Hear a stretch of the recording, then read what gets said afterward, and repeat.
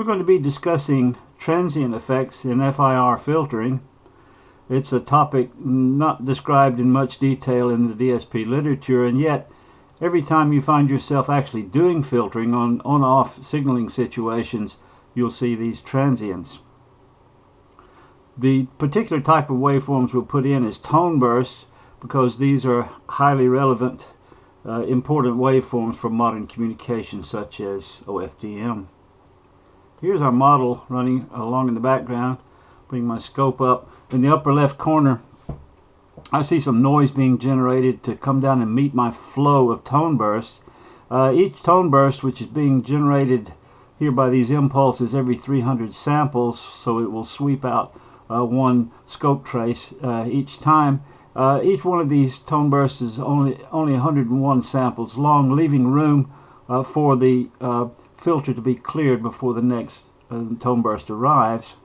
And they are frequency 1 kilohertz, no phase initially, perfect cosines coming out, being noisified at this point right here.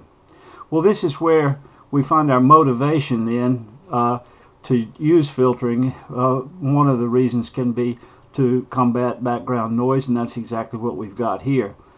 So we're fighting this with a 41 coefficient linear phase FIR filter. It's low pass because, as you can see here, the noise over in the lower right hand corner is concentrated up around Nyquist frequency, presenting us with a pretty easy task for actually doing the filtering.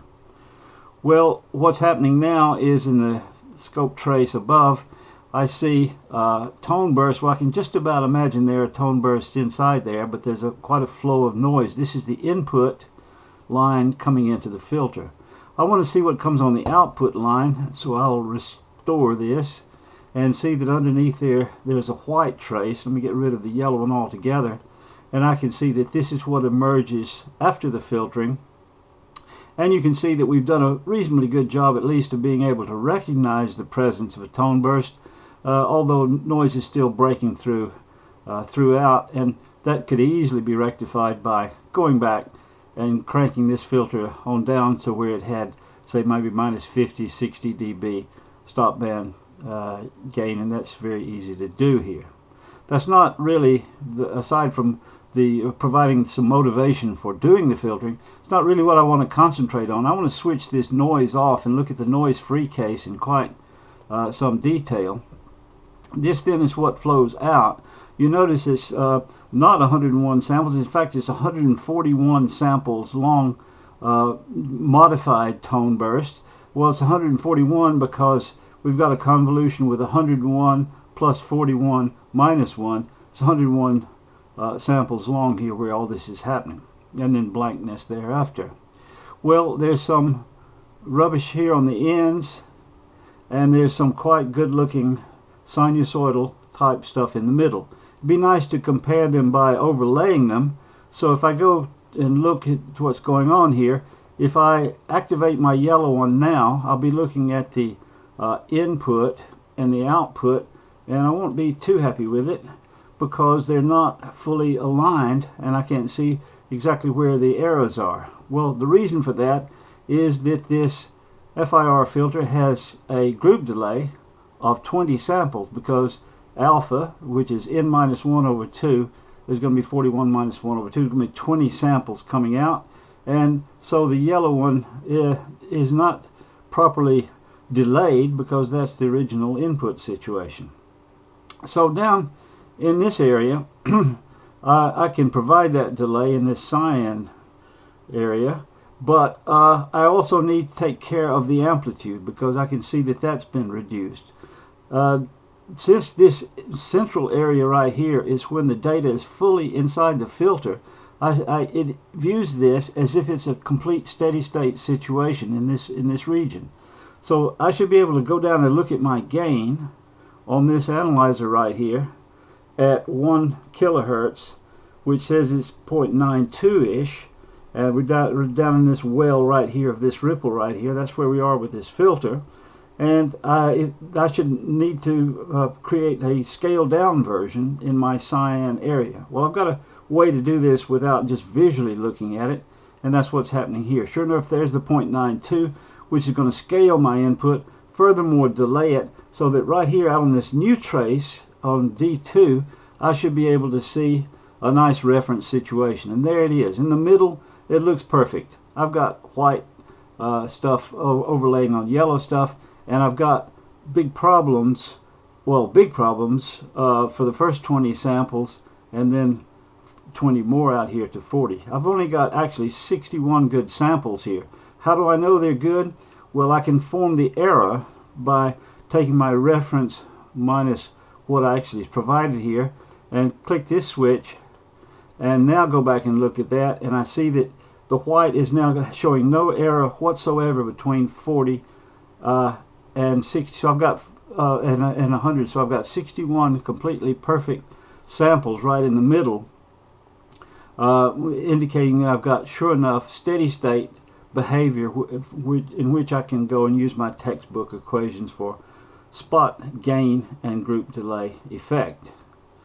But if I get rid of the yellow one, I see that I've still got big troubles here on these regions, and I need to understand those in greater detail. I'm tempted, of course, to get rid of the white trace. Let me go back to this right here. This white trace in here is the yellow one. The yellow one sticks out beyond the white one. So it would be nice to gate that if I could just trim it off, and I've got a way of doing that as well. So here I am.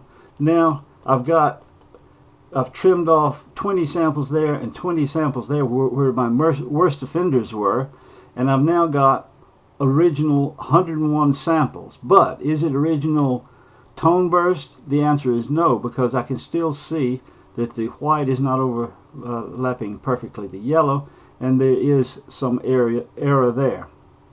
And it makes me wonder why that error is there, and why it's small when I go beyond 20 up towards 40, and also out here in this region. So let me just bring down a picture, which I've done to plot this quite in some detail. I've got in black, dotted black here, I've got the original reference, which is scaled down by 0.92 and also delayed by 20. And in the middle, sure enough, I've got steady state behavior, the perfection, right in this region for 61 samples. I've got a segment out here, which I'm calling the entry transient or switch on transient, and out here symmetrically I've got the exit transient, or the shut down transient, you might want to call it. The red stuff is completely useless, bears no relation to anything we've got, so we're dying to get rid of that if possible. It's sticking way out. But even the magenta part, which I've given a separate name because it's very different in its nature from the red part, because it's come up here and started looking quite sinusoidal and quite usable. This I call the intrinsic portion of the entry transient, and this is the extrinsic part, and likewise out here intrinsic and extrinsic. So these have got two subheadings you could talk about here.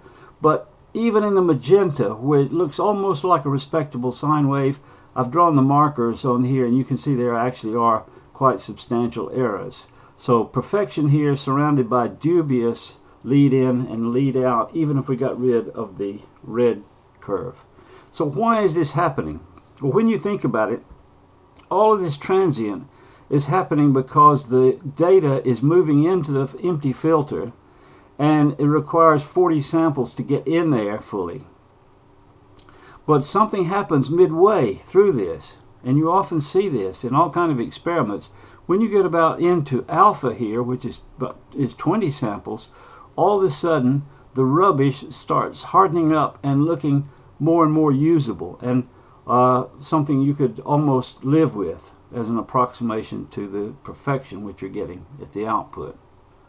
So I've got the notion of a partial impulse response, because as the data moves into the filter, which I can show this happening down here by coming up with my trace here, as the data moves into the filter, it doesn't see the future coefficients. It is initially making a scalar product with only a subset of the filter coefficients. As I sweep these through, these partial impulse response, you can see what happens. It sort of builds up in the early stages when I've got gone very far, very narrowly in, not as far as alpha. Then I've got a very poor filter which is acting on that little fragment of data. Only when I come up in here, let me switch it on and maybe go exactly to about 21 and control this thing. You'll see that what happens here when I come halfway, then let me move this alignment down to bottom right maybe or something. You can see that this filter has become quite low pass like, even though the partial impulse response has only gone halfway. If I go one less, like down to about 20, you see that it starts collapsing terribly. When I go down to 19 and the data has not penetrated far at all, I get something that is more like a bandpass filter, a degenerate bandpass filter, than any kind of low-pass filter. So down in this region, in which I remind you I'm out in this area here, I've got crummy stuff happening because the data only sees a crummy filter, a subset of the good filter.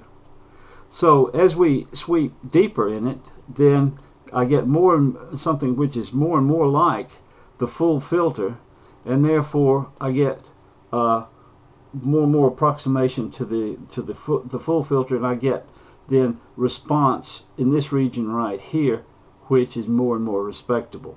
So it is possible to learn quite a lot about these two sections making up each of the transients, and to gain some insight as to how they are differing so dramatically from the steady state portion, which is in the center of the tone.